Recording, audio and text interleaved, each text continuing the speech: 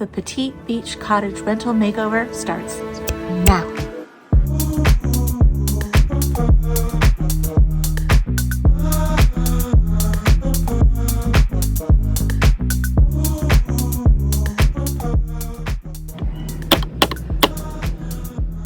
Hi everybody, it's been a few months since I've been working on the transformation of my beach rental cottage into a furnished short-term rental. The beach cottage has gone through a few mini makeovers along the way. We got rid of the old rugs, we put in nice flooring, and started to put in a board and batten wall in the living room, which is the first time I ever did that. At that time, I painted it gray, and now really was into sort of creams and beiges and camels.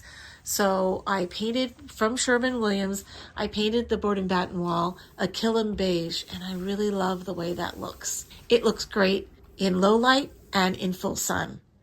I chose a faux leather sofa in the color cognac because it is so easy to clean. Some of the back cushions were a little bit skinny, so I added some extra batting, and now they're nice and plump. There was no room for a proper coffee table, so instead I bought this wonderful lucite portable cocktail table. Here's how I saved lots of money on art prints in the living room. I didn't realize that major art institutions like the National Gallery, the Chicago Institute of Art, the New York Metropolitan Museum of Art have released thousands and thousands of works of art that are now in the public domain. You can download high-resolution copies of some of the most iconic pieces of art for free. Everything from a Rousseau to a Paul Klee, you can have that decorating your house as well. TV stands are so boring, but not this one. A little hand stenciling transformed an old trunk into a one-of-a-kind Louis Vuitton-inspired TV cart. The goal in the kitchen was to repurpose all the appliances, the tile countertop, and to just replace the kitchen sink. Now, replacing the sink meant I needed a real expert like my friend Joe to come in, replace the sink without damaging the vintage tiles, which cannot be replaced. And in the kitchen, the biggest transformation was the wood countertop. Thanks to a simple painting technique, it went from red, ugly stained shellac to a beachy coastal faux wood grain look.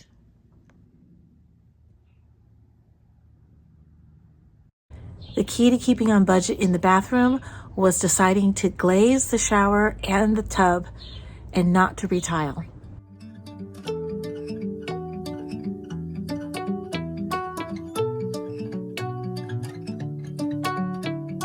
Every design decision made in the bedroom started with the rug.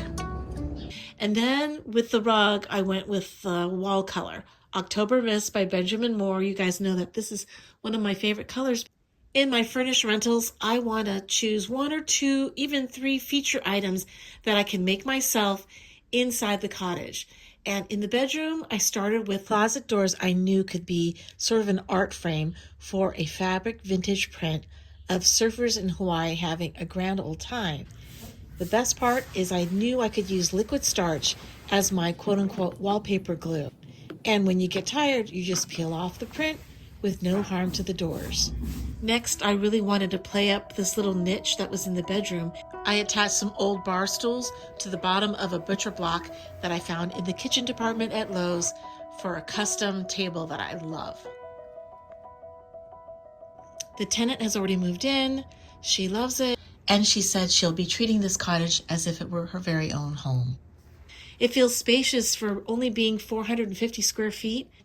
Trying to style a furnished rental, I was kind of walking a fine line between creating a real point of view design-wise and creating a cottage that's going to appeal to a wide audience. Well, I hope you enjoyed my beach cottage petite makeover. Hope to see you next week at Natural Living for more small space tips and tricks. Bye.